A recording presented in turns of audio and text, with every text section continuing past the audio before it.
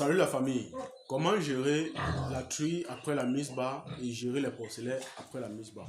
Aujourd'hui, nous allons vous dire étape par étape comment vous pouvez gérer votre truie et vos porcelains après la mise bas afin de limiter les écrasements, de favoriser la croissance des porcelains et d'avoir de très bons poids au sevrage et à 30 jours ou à 35 jours maximum. Quand il parle de très bons poids, pratiquement 8 à 10 kg. Comment vous pouvez faire pour avoir ce genre de résultats? Suivez cette vidéo jusqu'à la fin pour comprendre nos cheminements et de pouvoir bénéficier comme ça de nos expériences et de nos conseils afin de pouvoir mieux les implémenter dans votre ferme.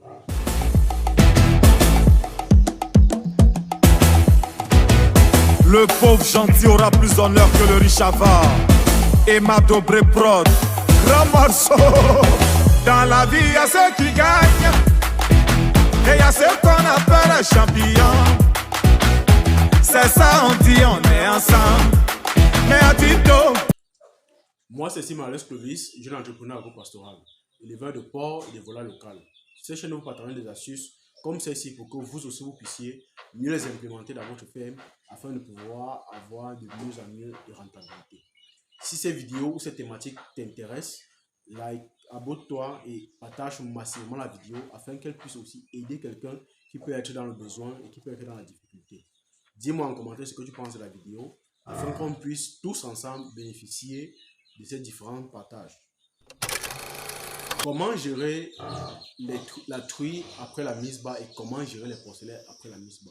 Souvent après la mise bas, vous avez souvent des problèmes très difficiles qui peuvent arriver, comme des truies très agressives, comme des truies qui n'allaitent pas, comme des truies qui peuvent mourir après la mise bas. Et pourtant, tout cela peut être gérable. Tout cela peut être gérable. Donc, j'ai fait une vidéo précédemment sur l'agressivité des truies. Aujourd'hui, nous allons parler des soins qu'on peut apporter à la truie qui n'a pas eu de problème afin qu'elle soit plus calme et des soins qu'on va apporter au porcelain afin de favoriser la croissance de ces porcelains-là et de favoriser aussi la tranquillité de la truie pour faire en sorte que les conditions de l'élevage soient de plus en plus meilleures, que ce soit pour la truie ou pour vous, l'éleveur. Premièrement, nous allons parler de la truie. La truie, elle a besoin des soins vétérinaires comme du fer et de la vitamine pour réduire déjà le stress de la mise bas, pour favoriser sa reconstitution rapide. Parce que quand elle met bas, elle s'épuise vraiment, elle perd du sang. Et il faudrait vraiment faire ces injections-là pour pouvoir faire en sorte qu'elle se récompense rapidement. La deuxième chose, c'est de ne pas la brusquer dès les 3 premiers jours avec une alimentation trop riche en énergie. Ça risquera la constiper et l'étouffer même. Et vous risquerez de voir votre truie passer pratiquement 7 jours sans même plus consommer d'aliments. Donc tout ça, c'est parce que vous avez donné dès le départ une alimentation trop riche en énergie. Alors, en l'occurrence, si vous ne savez pas si votre alimentation est trop riche en énergie ou alors pas, vous pouvez donner justement de la verdure ou simplement de la verdure. La verdure est essentiellement riche en fibres et elle va favoriser que après la mise bas, que la truie ne soit pas très constipée et que la phase de stress passe rapidement.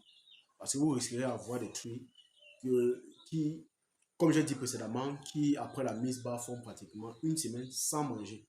Et ça complique vraiment la croissance de vos porcelains.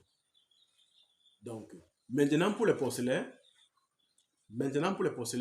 il est important de souligner qu'il y a des soins à les apporter pour favoriser la consommation de lait, pour favoriser leur croissance et pouvoir par la suite avoir un très bon poids au sevrage. Quand il dit très bon poids au sevrage, c'est d'avoir pratiquement 10 kg à 35 jours. Donc, le premier des soins, c'est quoi? C'est la coupe des dents.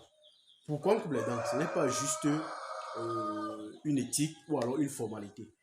La coupe des dents chez les porcelains est essentielle pour leur croissance. Comment? Je vous explique. Lorsque vos porcelains naissent, ils ont des très longues dents. Et ces dents-là blessent les mamelles de leur mère.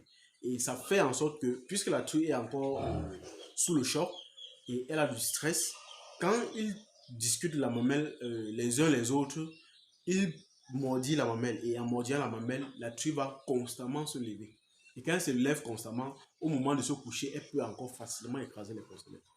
Donc, déjà quand vous coupez les dents, ça fait en sorte que quand ils se bagarrent, ils ne parviennent pas à mordiller la mamelle, donc la truie reste couchée. Et elle ne se lève pas. Elle se lève presque pas. Et plus elle est couchée, plus elle va les allaiter et moins il y aura les risques d'écrasement. Donc voilà déjà le premier point sur la coupe des dents. Et le deuxième point, c'est que lorsque vous ne coupez pas les dents des porcelets, ils vont se bagarrer entre eux et ils vont se blesser et ça va créer des nécroses. Quand on parle de nécroses, c'est des blessures qui vont s'infecter et toucher le système digestif. Et par là, ils vont commencer à faire des diarrhées que vous serez obligé par la suite d'acheter des antibiotiques pour les traiter. Et les charges d'antibiotiques, elles sont nulles ou alors elles sont vaines parce qu'elles n'apportent pas un plus à l'animal. Elles viennent juste combattre une maladie qui est là. Et pourtant, la maladie était évitable.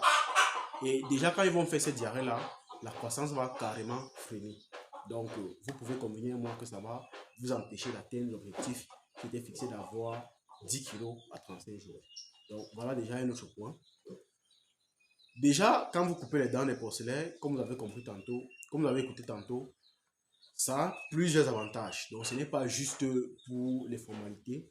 Ça va favoriser, même hormis du fait que les porcelets se bagarrent entre elles, ça va favoriser même la consommation, ça va favoriser la fréquence de téter des porcelets. Parce que quand la truie est continuellement couchée, à chaque fois que les porcelets en ont envie, dès qu'ils se dirigent vers la mamelle, dès qu'ils touchent la mamelle, la truie va directement exciter le lait à sortir. Ça fait que la fréquence de la tétée va drastiquement augmenter, pratiquement de tous les 15 minutes à tous les 30 minutes. Par contre, quand les dents sont longues et qu'ils vont toucher la mamelle, la truie, puisque derrière la sensation de toucher la mamelle, elle a l'impression que ça lui fait mal. Donc, elle aura plutôt tendance à se coucher sur son ventre. Et quand elle se couche sur son ventre, ça fait que la fréquence de la tétée est plus faible. Et quand c'est plus faible, on va aller autour de 1 heure de temps à 1h30 par tétée. Et vous voyez que quand c'est plus faible, les porcelets vont moins vite grandir.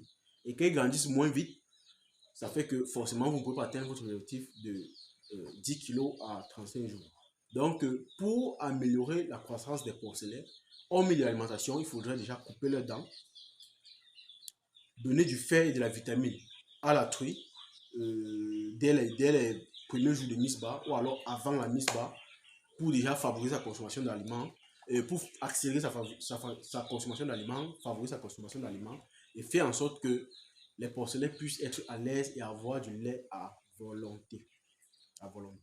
Autre astuce qu'il faut appliquer lorsque les porcelets sont nés, c'est qu'il faut les donner une injection ou alors un apport de fer.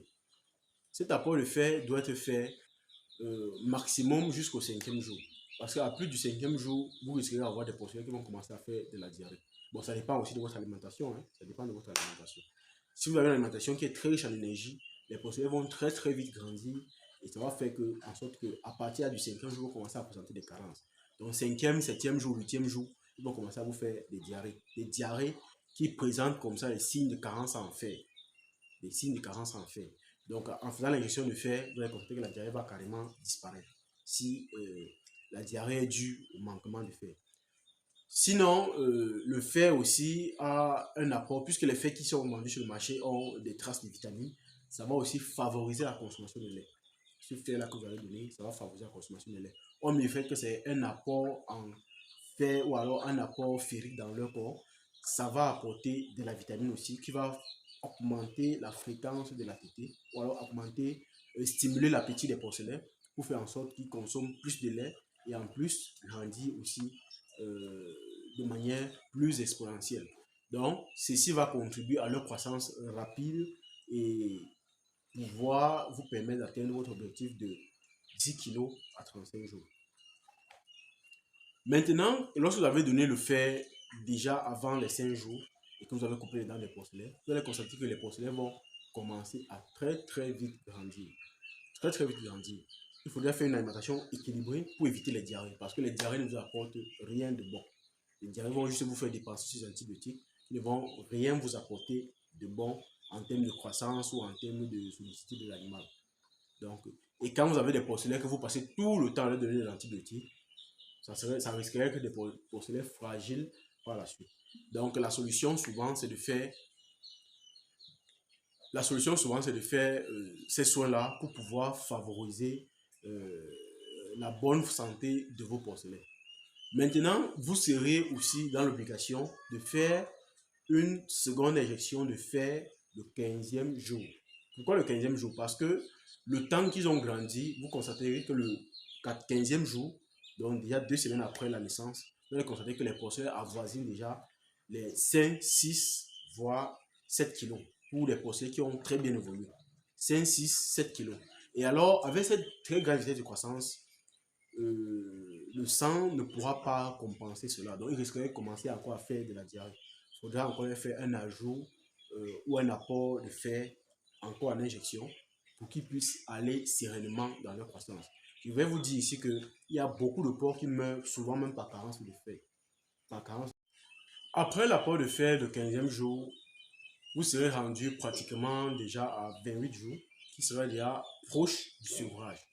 Alors, pour continuer avec les soins apportés aux porcelets, rejoignez-nous dans notre groupe Telegram privé afin de pouvoir bénéficier de toutes les étapes que nous mettons en œuvre pour pouvoir avoir des porcelets très costauds, qu'on les serve avec de très bons poids et qu'on peut les élever jusqu'à 6 mois et avoir 100 kg sans utiliser d'antibiotiques même une seule fois. Parce que nous le faisons et c'est possible. Tout dépend de l'alimentation et des soins que vous les apportez. Tout dépend de ces paramètres-là. Donc, suivez-nous, nous vous attendons sur Telegram.